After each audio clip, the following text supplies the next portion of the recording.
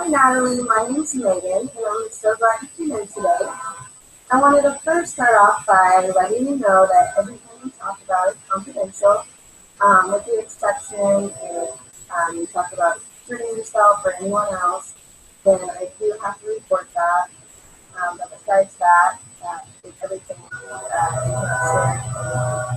and after the session is over, I wanted to see kind of what you would feel like that what we talked about was worth your time.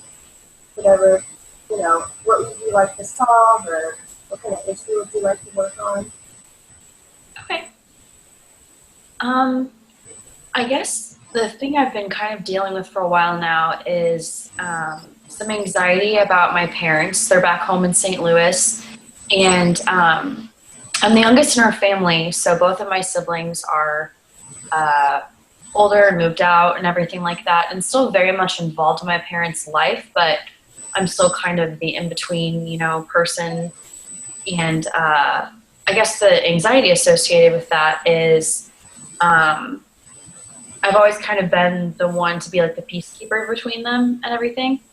And they have a lot going on, and I get worried about them being there. And it's hard to be the child and then also kind of their therapist at the same time. So Right. it's something I kind of been dealing with for a long time.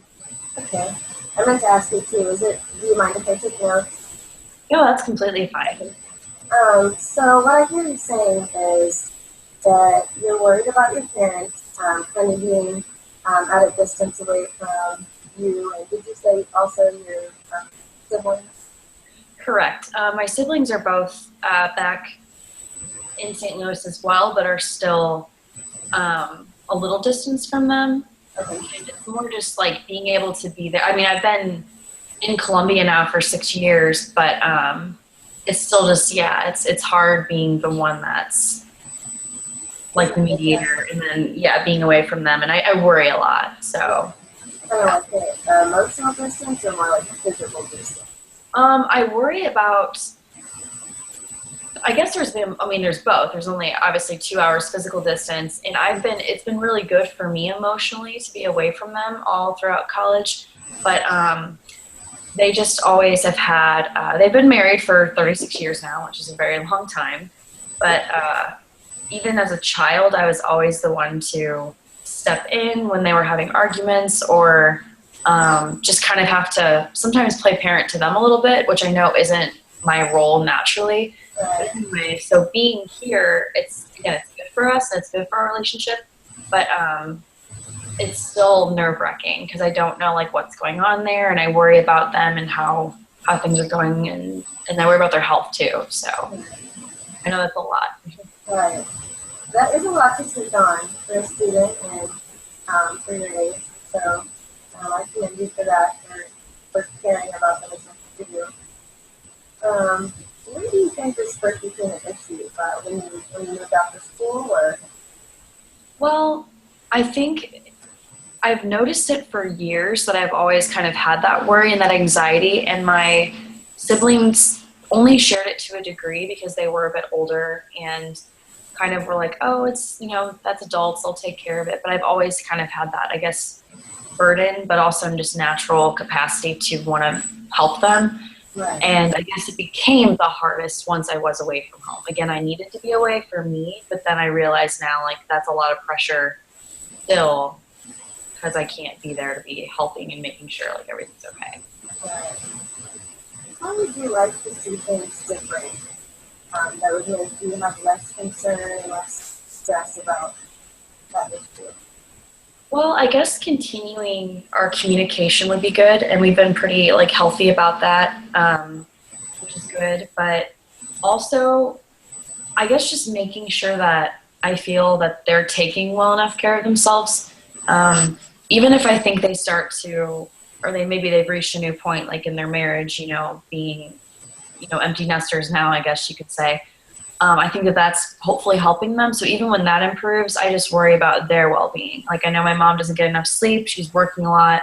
My dad, same exact thing. And he's been working on cars his whole life. So he has like a hard, physically taxing job. So I worry about their health and well-being, and I guess what would make me feel better is knowing that they can have that without my help, because I know they really value my help and input. But Right. yeah, when I'm not there, I want to make sure that they can do that without like that extra push. Sure. Do you think there's been times in the past where you've kind of seen this issue come up? Maybe, before you had moved out, did you ever feel like that was a concern? That it was a concern before I moved out, you were saying? Yeah. Yeah, I think it always was, because I mean they've always been going nonstop, but like my dad hasn't seen a doctor in years, and I mean he seems to be in good health, but you can never tell from the outside, and like I said, he has such a hard job, so he doesn't take that time for himself. And I noticed that a while back, and I had begged him like throughout high school, like, Dad, just see a doctor, just like I just want to make sure everything's okay. And like, so it had been an issue before, and kind of same with my mom, just trying to help her out with like lifestyle changes. And it has always been a thing. Yeah. Okay. So it sounds like as you're saying, it's kind of been an issue in the back of your mind, but recently it's kind of been more intense. Sure. Okay. And I think the reason why too is just like the more I reach that point of entering the world. I mean, I've been living on my own for a while, but like, you reach a whole new stage once I would get a master's degree. So once that point comes, it's like a whole new chapter. And so I'm nervous approaching that, if that makes sense. Okay. In the past, when you have felt stress about your parents, maybe when you wanted them, or what did you thought to go to the doctor, how did you handle that stress, whether he went or not? How did you deal with that? Well, I know when I was younger, I think I would get so almost angry that they were like very stubborn and were harder, and understandably so. Like, it's not like a parent was a teenage child or anyone back then. But I guess I wasn't maybe as patient back then. I was just like I said, begging, for lack of a better way of putting it. So I know that now, if I could change that, sitting down and having more adults, calm conversations, and helping them see where I'm coming from. Because I know they have the best intentions. I just think that they're forgetting about themselves because they're doing so much. So, Right. yeah. So maybe you feel like now that you're more mature and educated, that maybe you're able to accept your concerns more than they were in the past. Right, I think so. Hopefully. Right. Okay.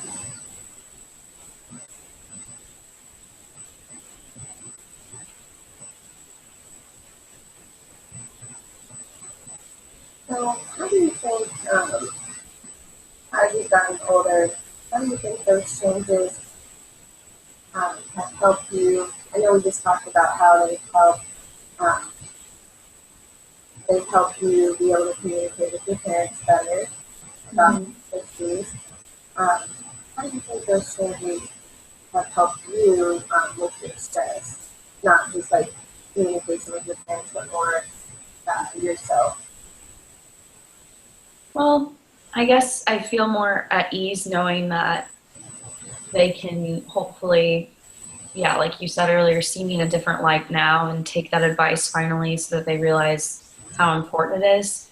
So it does make me feel better to know that like now is the best time for me to be approaching it all over again. But again, there's just that increased anxiety because, yeah, I mean, even my dad lost his dad when he was only 17 to a heart attack. So I worry a lot just in general about my dad, making sure he's okay. So I guess it's just finding that balance between, I guess, a healthy amount of anxiety that helps me, show my caring, but not be overbearing to my parents. Okay, well, I'm going to ask you to use your imagination. We're going to ask you what's called a miracle question. So, Suppose you went to sleep tonight and you wake up in the morning and a miracle has happened. Your father say he's got several doctor's appointments to get everything checked out, and maybe your mother has retired, or maybe you have everyone maybe lived very close to each other and you were able to check up on them more often. What would you be able to notice when this miracle happened? What would have changed that you would have noticed? Well, that anxiety level would definitely have gone down. It is a constant, and I don't mean to have like a morbid way of thinking, but I'm always really careful when I get off the phone with them. Be like, remind them how I care. You never know if something's going to happen. So I would definitely feel a release in, the way of the anxiety. And then, I would be proud and be at peace more, knowing that they had taken those steps for themselves. And it would make me feel better. And I think that hopefully that's something that they can do. I don't think it'd be too difficult, but I guess it's easier said than done for some people. So. Yeah. So, what I'm hearing you say is that probably people around you might notice that your anxiety has gone down. What else do you think that people would notice? Maybe your friends or maybe your supervisor. Would they notice anything different about you? They would probably notice me just being more relaxed in general.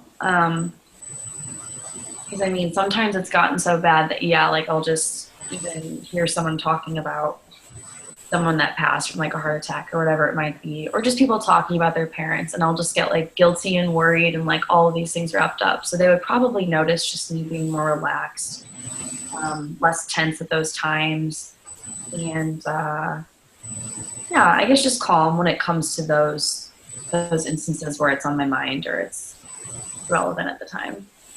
Are you ever things in your life that you're stressed about or worried about? And I'm wondering, what kind of steps did you take towards those stressful situations in the past? I think, for one, time helps a lot of different things, but it's more proactive to kind of face things head on. So, and obviously it does take a certain level of like emotional maturity and just realization to get to a certain age and have your, how you see something develop a certain way. So that being said, with this whole situation, I guess recognizing that like it's taken this amount of time, and maybe the fact that I can see it kind of from now a social worker's angle, that now I can find a new way to if that answers the question. Yeah. Just to be like, hit something head on and really communicate it strongly would be helpful. I think that's been helpful in the past. So, I'm going to ask you what's called a scaling question. And I'm going to ask you from 0 to 10, where do you think you are with how much the stress affects you on a daily basis?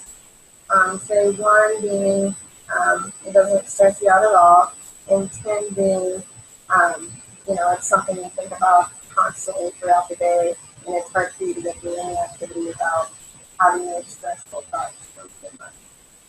Okay. I guess depends on the day, but on average, it's definitely over 5. So it's definitely closer to being pretty stressful versus not. They also, I meant to include this earlier, but just kind of important that they live in St. Louis, which I did mention, but there's a lot going on in the area that we live in. So that creates some stress too, as far as just like they had someone almost break in the other day. And so, that all creates stress on top of it. Just, and those are the parts that I definitely have no control over, and I understand that. That being said, when I get a phone call from them being like, oh, don't worry, everything's fine, but we had somebody on our porch the other day at 2:45 a.m., like that makes me like twice as Right. but then another day, maybe they don't sound so tired. My dad's feeling great, whatever. And he never doesn't feel great. But again, that still, I worry regardless. Yeah. So yeah, on those days it's a little higher, but other days it's maybe rest around a 5 or 6, other days a 7 or 8. Okay. What do you think needs to happen for you to move closer to a 0 from where you're at? I would say maybe the next time that I'm with them in person, I could like have a follow-up conversation about, because my mom had told me a little while back they were going to look into having like a family doctor because we haven't had that in years. So I guess having a follow-up with them that's pretty formal, and like I can get that peace of mind to know if they've set up having an appointment, and also just kind of checking in to see like how my mom is sleeping, if she's able to, take some time for herself, and yeah, just checking in and seeing if they've made some progress since the last time we talked about it.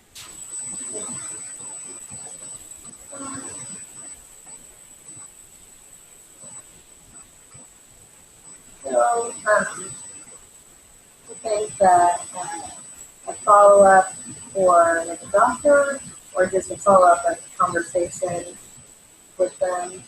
After? Yeah, follow-up conversation with them would definitely make me feel better to hear whether they've made like a stride on their end or not, to look at their health and their life and see how things are going. Okay, so like a regular check in kind of phone. Yeah, like I've called them. I think in person would I feel better. Okay.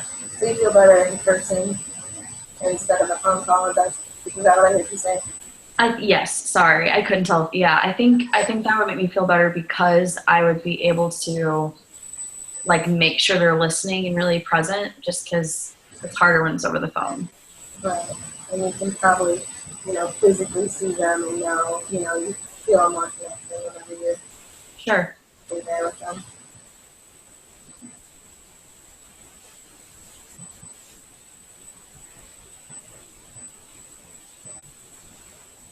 So if you think about the things we've talked about today, is there anything that you think you might be able to do in your own life to lessen the stress at this time? I guess keeping up with my regular coping mechanisms for stress, and for me, that's usually working out, and I like to just stay active and make sure that I'm taking care of myself, because I know that helps my mental health a whole lot. So days where I don't do that, there'll be a big difference, and I will be more anxious. But in the days that I keep up on that, I can help release my own stress for sure. So between our meeting now and the next time we meet, is there something that you would be able to try to help you from a 5 to go towards a 0? Like something you would like to actively do to lower that number on your scale? I think maybe a weekend coming up, probably before Thanksgiving sometime, if I went home and then kind of took the time to have that conversation I talked about, I think that would help to relieve that stress, and I would, kind of, I'd feel closer to a 0 if that happened. Yeah. And if I can't do that right away, then, just continuing to check in with phone calls, and making sure that they know I care and everything. And so that would make me feel better. All right. Well, I look forward to hearing about how those changes were since the meeting.